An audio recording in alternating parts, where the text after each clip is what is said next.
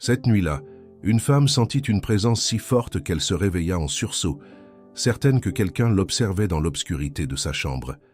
Elle n'était pas seule, et ce qu'elle allait comprendre changerait sa foi pour toujours. Vous n'êtes jamais réellement seul. Même dans le silence le plus profond de votre chambre, même dans la solitude la plus lourde de votre cœur, quelque chose vous observe. Quelque chose qui appartient à un monde que vos yeux ne peuvent pas atteindre, mais que votre esprit, si vous savez l'écouter, perçoit parfois avec une clarté troublante. La Bible ne cesse de nous le rappeler. L'apôtre Paul écrivait aux Éphésiens que notre combat n'est pas contre la chair et le sang, mais contre les puissances des ténèbres et les autorités invisibles qui gouvernent ce monde obscur. Il y a donc un monde derrière le monde, une réalité derrière la réalité que vous touchez chaque jour. Vous pouvez toucher une table, entendre une voix, sentir le vent sur votre visage, et pourtant tout ce que vos sens perçoivent n'est qu'une infime portion de ce qui existe réellement autour de vous. Les Écritures nous parlent d'un monde parallèle, actif, organisé, où se jouent des batailles que nous ne voyons jamais. Charles Spurgeon, cet homme que l'on appelait le prince des prédicateurs, disait souvent que le croyant marche entre deux mondes sans jamais vraiment quitter le premier. D'un côté, la poussière, les factures à payer, les visages familiers. De l'autre, une armée de témoins silencieux, des esprits qui observent, qui accompagnent, qui parfois interviennent sans que nous en ayons la moindre conscience. Spurgeon prêchait avec une conviction rare sur ce sujet, rappelant à ses auditeurs que négliger le monde spirituel revient à marcher les yeux bandés sur un chemin escarpé. Il insistait sur le fait que la foi véritable commence précisément là où s'arrête la confiance aveugle, en ce que l'on peut mesurer, peser ou expliquer par la seule raison humaine. Pensez à Élisée, ce prophète encerclé par une armée ennemie à Dothan. Son serviteur, terrifié, ne voyait que des chars et des chevaux prêts à les anéantir. Élisée, lui, priait simplement « Éternel, ouvre ses yeux ». Et Dieu ouvrit les yeux du jeune homme. Il vit alors la montagne remplie de chevaux et de chars de feu, une réalité qui avait toujours été là, invisible jusqu'à cet instant précis. C'est exactement ce que Spurgeon enseignait à ses fidèles. Il disait que nos yeux naturels sont aveugles à l'essentiel. Nous marchons entourés de gloire, entourés de danger, entourés d'une guerre spirituelle que nous refusons souvent de voir, simplement parce que nous n'avons jamais appris à ouvrir les yeux de notre âme. Vous avez peut-être déjà ressenti cela. Ce moment où seul dans une pièce, une paix inexplicable descend sur vous sans raison apparente. Ou à l'inverse, ce malaise soudain, cette oppression sans cause visible, qui vous pousse à changer de route, à quitter un lieu, à éviter une personne. Ce ne sont pas des coïncidences, c'est le monde invisible qui vous parle, qui vous protège, ou parfois qui vous avertit. Combien de croyants témoignent avoir évité un danger sans savoir pourquoi, simplement en obéissant à une impulsion soudaine qu'ils ne pouvaient expliquer à ce moment-là. Plus tard seulement, ils comprennent que cette impulsion portait un nom, la protection divine, agissant à travers ce que nos sens naturels ne captent jamais directement. Le psalmiste David l'affirmait avec une assurance tranquille. L'ange de l'Éternel campe autour de ceux qui le craignent et il les délivre. Campe, pas visite occasionnellement. Campe comme une sentinelle qui ne quitte jamais son poste, qui veille pendant que vous dormez, qui observe pendant que vous doutez. Et pourtant, ce monde invisible n'est pas fait que de protection. Il y a aussi des forces qui cherchent votre chute. Job en fut le témoin tragique. Sans qu'il ne le sache, une conversation se déroulait dans les cieux entre Dieu et l'accusateur, une conversation qui allait bouleverser toute son existence terrestre. Job ignorait tout de ce procès invisible pendant qu'il traversait sa souffrance la plus intense. Imaginez la scène un instant. Pendant que Job pleure ses enfants perdus, pendant qu'il gratte ses plaies assis dans la cendre, un dialogue céleste détermine déjà l'issue de son épreuve. Il ne verra jamais ce dialogue. Il ne connaîtra la vérité qu'à la toute fin, quand Dieu lui-même viendra répondre à ses questions depuis le sein de la tempête. Voilà une vérité que Spurgeon martelait dimanche après dimanche. Votre vie n'est jamais aussi simple qu'elle en a l'air. Derrière chaque tentation, derrière chaque bénédiction inattendue, derrière chaque porte fermée qui vous a un jour brisé le cœur, il y a un théâtre spirituel que vos sens ne captent pas. Alors comment vivre avec cette conscience troublante? Comment marcher sachant que des yeux invisibles suivent chacun de vos pas? La réponse n'est pas la peur, c'est l'humilité. c'est la prière constante. C'est ce réflexe que le croyant doit cultiver. Parler à Dieu avant même de comprendre ce qui se joue autour de lui. L'écrivain aux Hébreux nous exhorte à ne pas négliger l'hospitalité, car en la pratiquant, certains ont logé des anges sans le savoir. Sans le savoir. Combien de fois avez-vous croisé, sans le savoir, une intervention divine déguisée en simple coïncidence? Une parole prononcée au bon moment, une rencontre improbable, une porte ouverte alors que tout semblait fermé. Ce que je veux que vous compreniez aujourd'hui, avant que nous n'avancions plus loin, c'est que votre existence n'est pas un accident isolé dans un univers silencieux. Vous êtes observé, accompagné, parfois testé, parfois protégé par des forces que la science ne mesurera jamais. Et cette vérité change tout. Elle change la manière dont vous devez prier. Elle change la manière dont vous devez vivre chaque journée qui vous est donnée. Restez avec moi, car nous allons entrer plus profondément dans ce monde invisible, découvrir comment le discerner, comment vous en protéger lorsqu'il devient hostile, et comment marcher dignement sous le regard de celui qui voit tout, même ce que nul œil humain ne pourra jamais observer. Avant de poursuivre, je veux vous inviter à faire partie de cette communauté qui cherche chaque semaine à comprendre plus profondément les vérités spirituelles que le monde moderne a oubliées. Abonnez-vous à cette chaîne, activez la cloche de notification, car les prochains enseignements vont éclairer des zones de votre vie spirituelle que vous n'aviez jamais osé examiner. Et si votre cœur ressent aujourd'hui cette soif que je viens de décrire, cette distance douloureuse avec Dieu, ce désir de retrouver une intimité réelle avec lui plutôt qu'une religion de façade, alors acquérez dès maintenant notre guide 21 jours pour restaurer votre intimité avec Dieu. Ce n'est pas un simple livre parmi tant d'autres. C'est un chemin jour après jour pour refermer la distance que les années, les blessures silencieuses et le bruit du monde ont creusé entre vous et votre Créateur. Le lien se trouve dans le commentaire épinglé, juste en dessous de cette vidéo. Ne remettez pas à demain ce que votre âme réclame aujourd'hui. Revenons maintenant à cette réalité qui nous entoure sans jamais se laisser voir. Si des yeux invisibles vous observent, une question légitime surgit dans votre cœur. Comment savoir si ce que je ressens vient de Dieu ou d'ailleurs? Cette question, bien des croyants la portent en silence de peur qu'on les juge trop mystiques ou pas assez rationnels. Pourtant, cette même question traversait déjà l'esprit des premiers disciples, confrontés à des miracles, des voix, des songes qu'ils devaient apprendre à interpréter sans manuel tout prêt.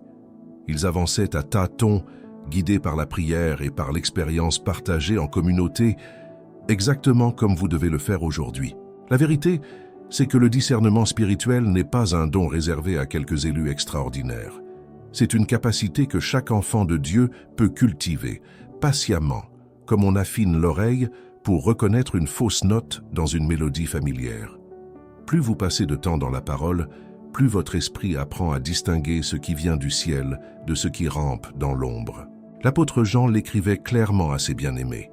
N'ajoutez pas foi à tout esprit, mais éprouvez les esprits pour savoir s'ils sont de Dieu. Éprouvez. Ce mot suppose un effort, une vigilance, un examen. Il ne suffit pas de ressentir quelque chose pour affirmer que cela vient du ciel. Chaque impulsion, chaque pensée soudaine, chaque voix intérieure mérite d'être confrontée à la vérité des Écritures. Prenez l'exemple du roi Saül. Autrefois rempli de l'esprit, capable de prophétiser parmi les prophètes, il finit par consulter une nécromancienne à Endor, désespéré de ne plus recevoir de réponse du ciel. Son histoire nous enseigne une leçon douloureuse. Quand on cesse de nourrir sa relation avec Dieu, on devient vulnérable à des voix qui n'ont jamais eu notre bien pour intention. Ce glissement ne s'est pas produit en une seule nuit. Saül avait d'abord négligé de petites obéissances, puis ignoré des avertissements clairs du prophète Samuel, jusqu'à ce que son cœur s'endurcisse progressivement. C'est ainsi que fonctionne souvent l'éloignement spirituel, par petites étapes presque invisibles, jamais par un basculement soudain. Le monde invisible n'est pas neutre. Il y a une hiérarchie, une organisation, une guerre continue entre la lumière et les ténèbres. Daniel en fut témoin lorsqu'il pria pendant 21 jours sans recevoir de réponse apparente. Ce n'est qu'à la fin qu'un ange lui révéla la raison de ce silence. Un combat se déroulait dans les lieux célestes. Un prince des ténèbres retenait la réponse destinée à Daniel. 21 jours. Pensez à cela un instant. Daniel jeûnait, priait, cherchait Dieu de tout son être, et pendant tout ce temps, une bataille faisait rage dans une dimension qu'il ne pouvait ni voir ni mesurer. Il ne savait pas pourquoi le ciel semblait silencieux. Il continuait simplement à chercher, fidèle malgré l'absence de réponse immédiate. Voilà peut-être votre situation aujourd'hui. Vous priez depuis des semaines, des mois, parfois des années, et le silence du ciel vous pèse. Sachez ceci, le silence n'est pas toujours une absence. Parfois, c'est le signe d'un combat qui se déroule pour vous, loin de vos yeux, mené par des forces que vous ne rencontrerez jamais directement.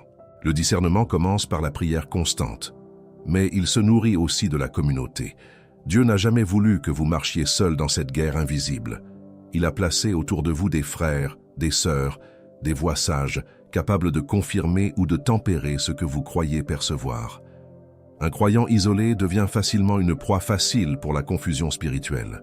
L'Ecclésiaste le disait déjà bien avant l'ère chrétienne.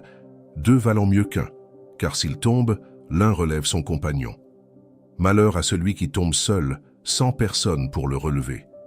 Cette sagesse ancienne s'applique tout autant au combat spirituel qu'à la vie quotidienne la plus ordinaire. Il existe aussi des signes concrets pour reconnaître l'origine d'une impulsion. Ce qui vient de Dieu produit la paix, même au cœur de l'incertitude. Ce qui vient des ténèbres produit l'agitation, la peur paralysante, la confusion qui tourne en boucle sans jamais trouver de repos. Galates nous rappelle que le fruit de l'esprit est amour, joie, paix, patience, bonté. Là où ces fruits manquent complètement, il faut redoubler de prudence. Pensez également à la manière dont ces forces invisibles agissent souvent par accumulation, plutôt que par confrontation directe.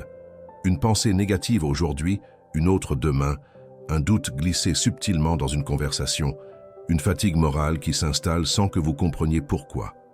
Ce sont rarement des attaques frontales, ce sont des sièges lents, patients, méthodiques. C'est pour cette raison que la vigilance quotidienne compte davantage que les grandes batailles spirituelles occasionnelles. Pierre écrivait que l'adversaire rôde comme un lion rugissant, cherchant qui il pourra dévorer. Un lion ne rugit pas constamment. Il observe, il attend, il choisit son moment avec une patience redoutable. Voilà pourquoi votre garde ne peut jamais vraiment se relâcher. Un lion affaibli ou blessé, disait-on autrefois dans les récits de chasse, devient paradoxalement plus dangereux, car il cherche des proies faciles plutôt que des combats équitables. Il en va de même dans le domaine spirituel. C'est souvent, lorsque vous êtes fatigué, isolé ou découragé, que la tentation choisit de frapper le plus fort. Mais ne laissez jamais cette réalité vous plonger dans une peur permanente. Ce serait donner trop de pouvoir à ce qui a déjà été vaincu à la croix. L'Écriture affirme que celui qui est en vous est plus grand que celui qui est dans le monde. Cette phrase n'est pas un simple encouragement poétique. C'est une déclaration de guerre gagnée d'avance pour quiconque marche avec le Christ. Le monde invisible vous observe, oui, mais rappelez-vous toujours qui observe également ce monde invisible. Dieu voit tout. Il connaît chaque manœuvre, chaque tentative, chaque piège tendu dans l'ombre. Rien n'échappe à celui qui a créé les anges eux-mêmes. Rien n'échappe à celui qui commande aux armées célestes d'un simple mot. Alors la prochaine fois que vous sentirez cette pression inexplicable, ce doute qui surgit sans raison, cette lourdeur qui s'installe dans votre poitrine sans cause apparente, souvenez-vous que vous n'êtes jamais démunis. Vous avez accès par la prière à une puissance qui dépasse infiniment celle qui vous oppose. Il suffit de la réclamer avec foi, avec persévérance, comme Daniel l'a fait pendant ses 21 jours de silence apparent. Cette vérité devrait transformer votre façon de prier dès aujourd'hui.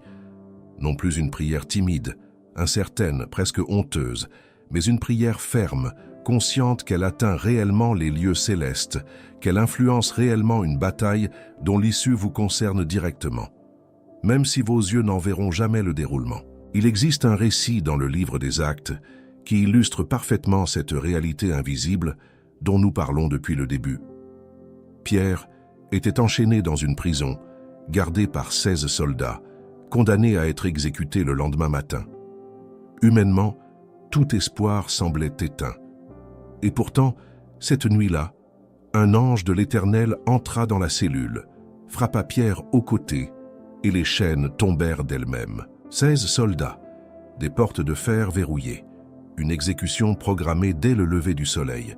Aux yeux de n'importe quel observateur extérieur, la situation de Pierre était définitivement scellée.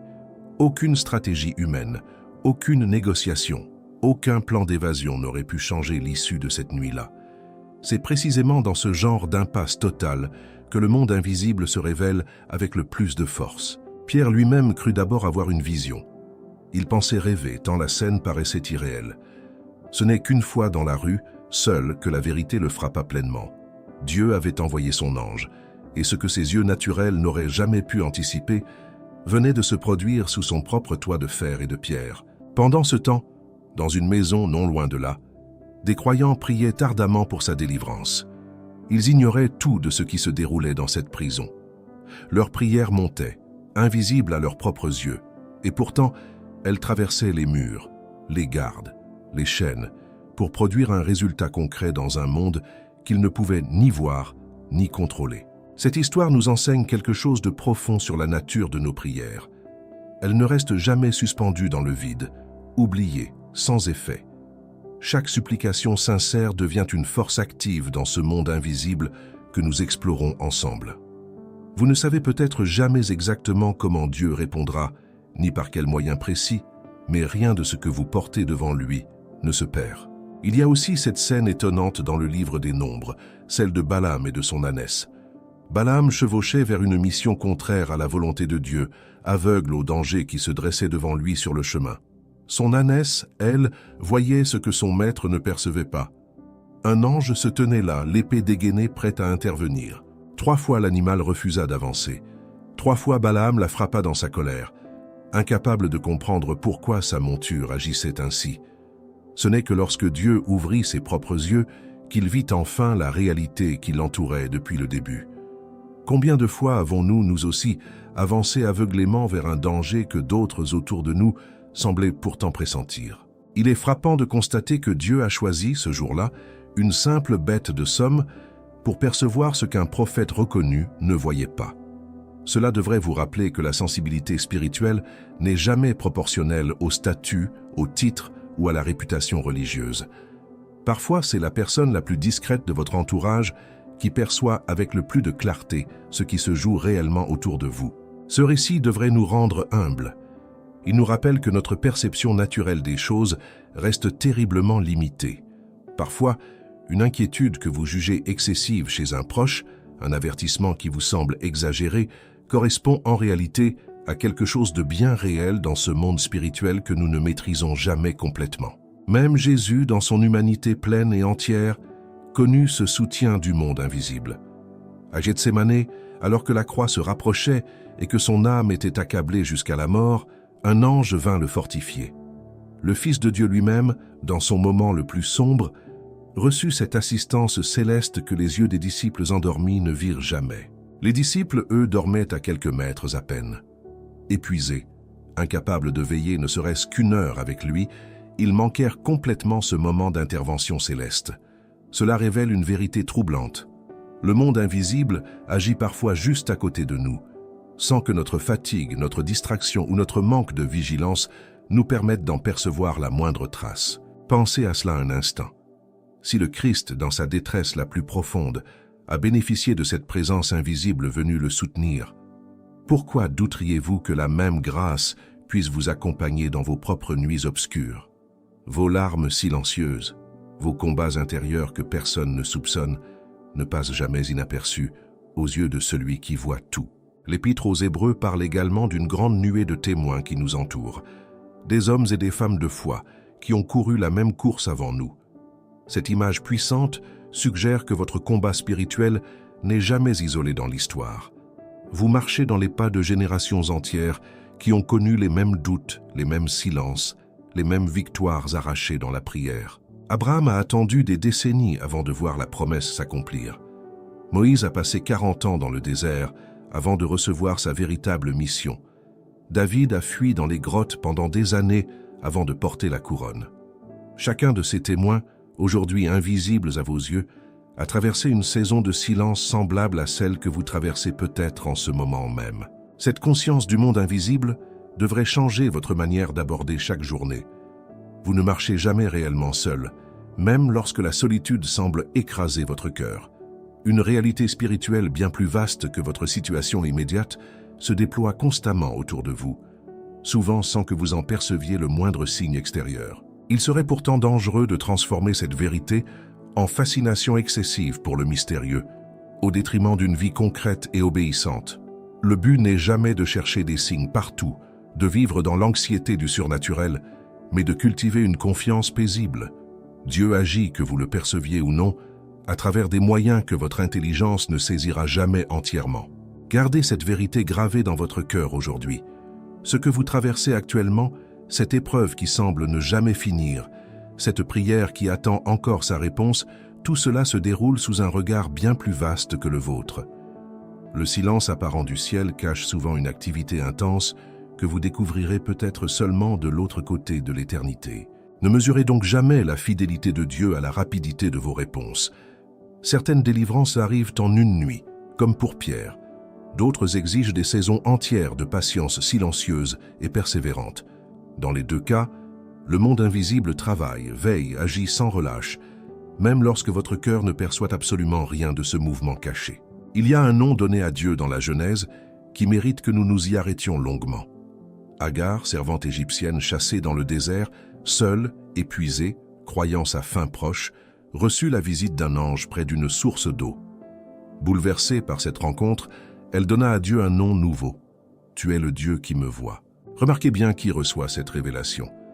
Non pas un roi, non pas un prophète respecté, mais une simple servante étrangère, fuyant dans le désert, considérée comme insignifiante par toute la société de son époque. Le monde invisible ne réserve donc pas son attention aux personnes que l'humanité juge importantes.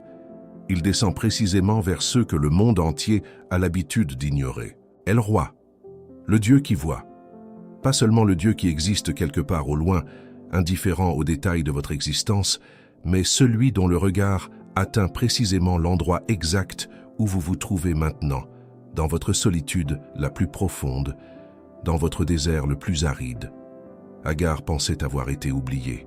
Elle découvrit qu'elle avait simplement été observée depuis le début, avec une tendresse qu'elle n'avait jamais soupçonnée. Combien de personnes aujourd'hui portent en elles ce même sentiment d'abandon, cette certitude douloureuse que personne ne remarque leur combat, leur fatigue, leurs larmes versées en secret loin des regards.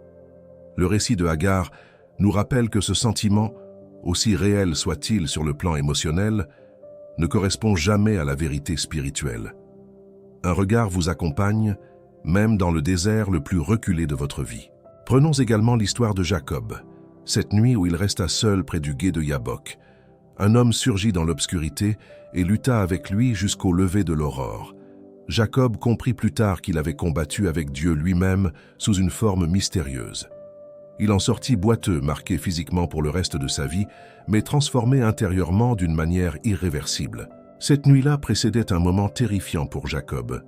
La rencontre avec son frère Ésaü, qu'il avait trompé des années auparavant, et qui approchait avec 400 hommes armés.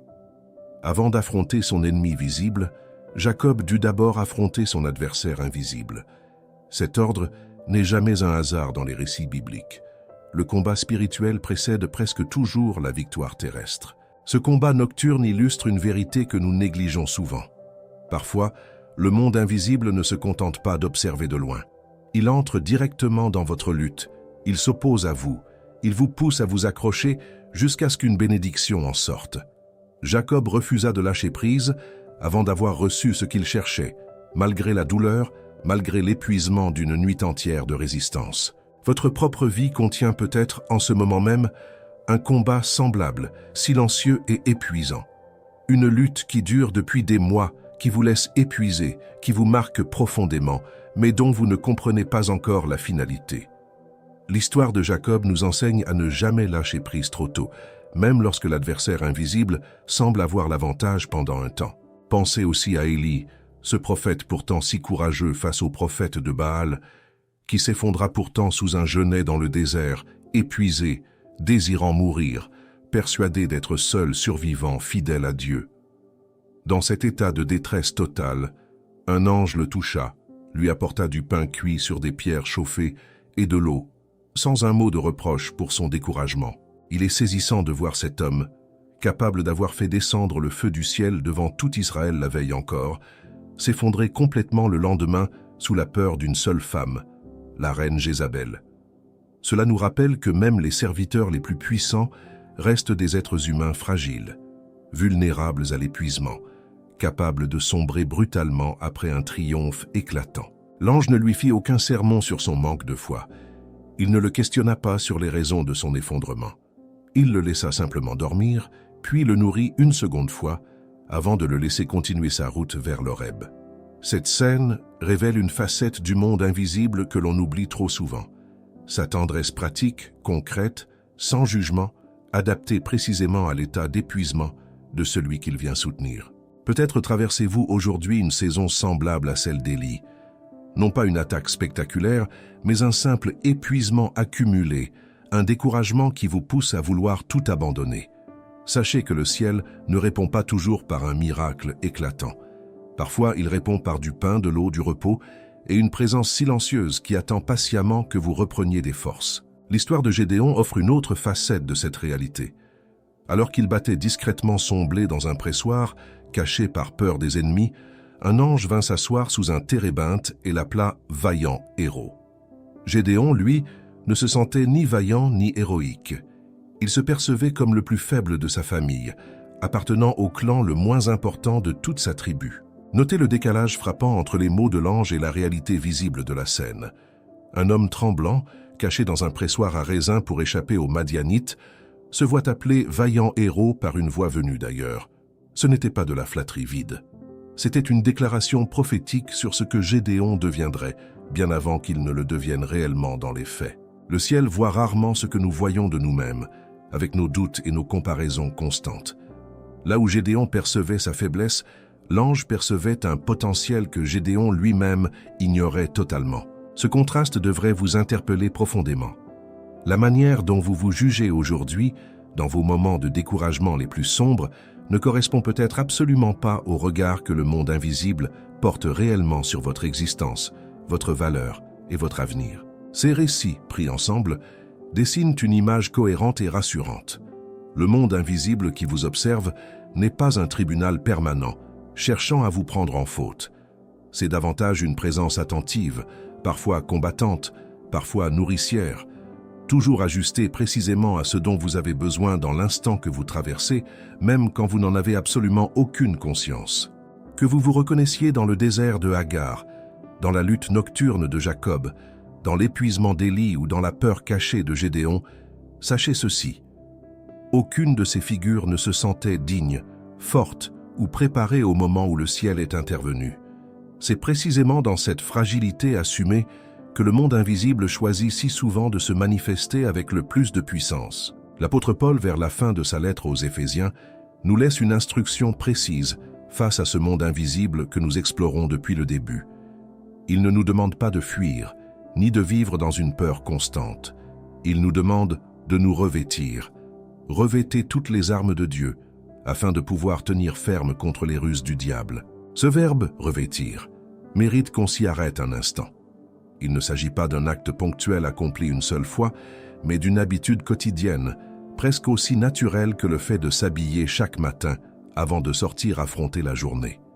Négliger cette armure, ne serait-ce qu'un seul jour, revient à marcher exposé dans un territoire que Paul décrit lui-même comme hostile. Cette image militaire n'est pas décorative.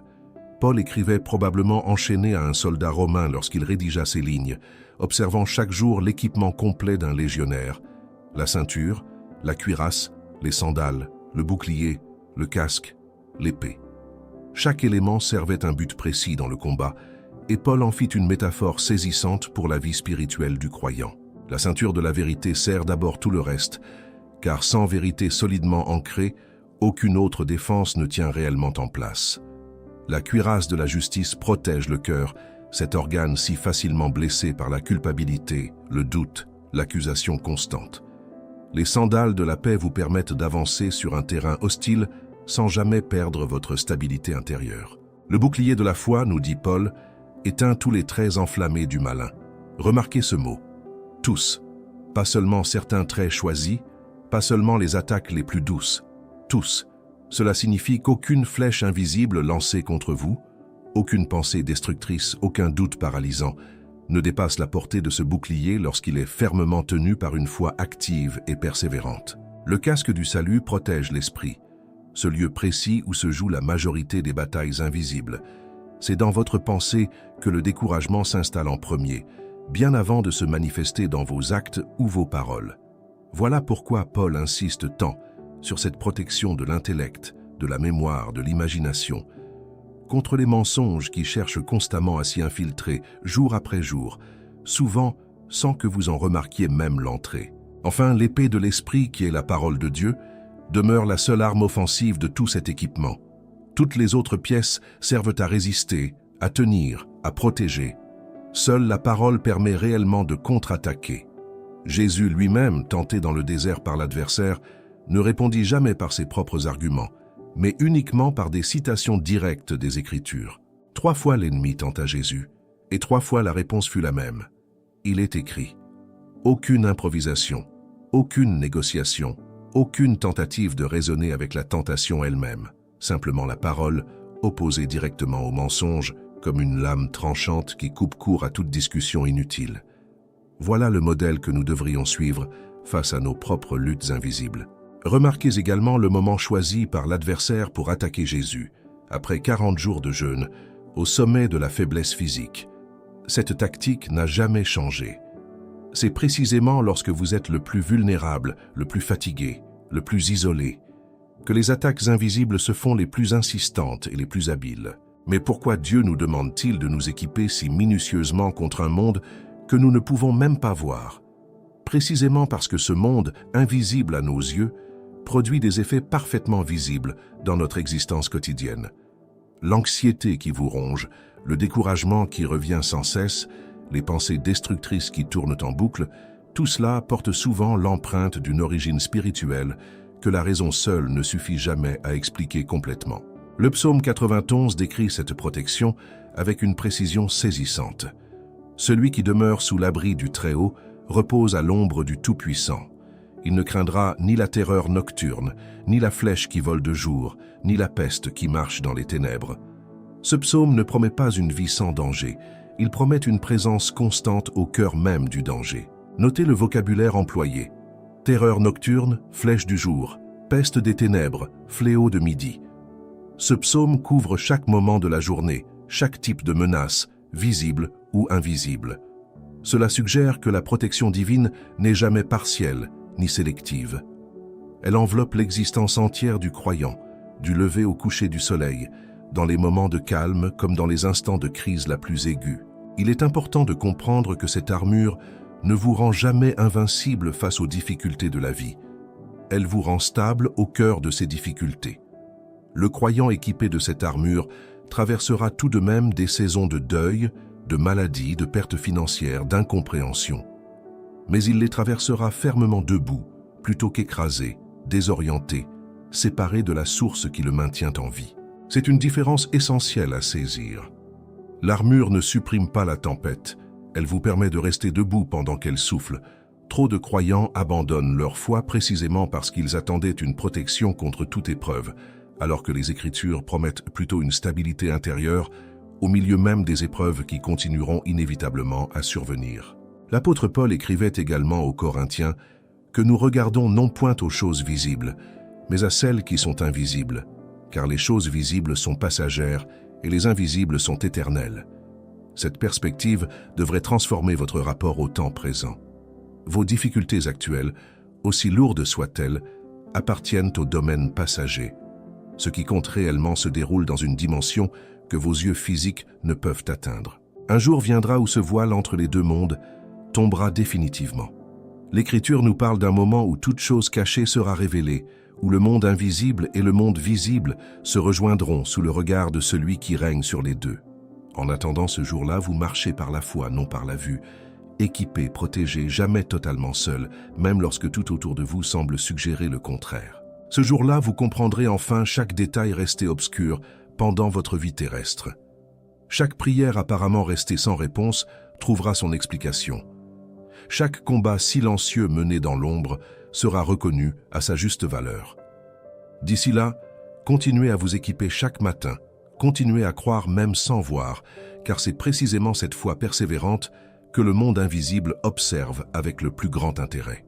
Merci d'avoir marché avec moi jusqu'ici. à travers ce monde invisible qui vous observe, vous protège et parfois vous avertit. Si votre cœur a soif de retrouver une intimité réelle avec Dieu, acquérez dès maintenant notre guide 21 jours pour restaurer votre intimité avec Dieu, disponible dans le commentaire épinglé. Ce chemin pourrait changer votre vie spirituelle dès aujourd'hui. Abonnez-vous à cette chaîne, activez la cloche, laissez un commentaire pour partager ce que ce message a touché en vous, et mettez un like si votre cœur a été édifié. D'autres enseignements arrivent bientôt à l'écran. Restez avec nous, car le Seigneur a encore beaucoup à vous révéler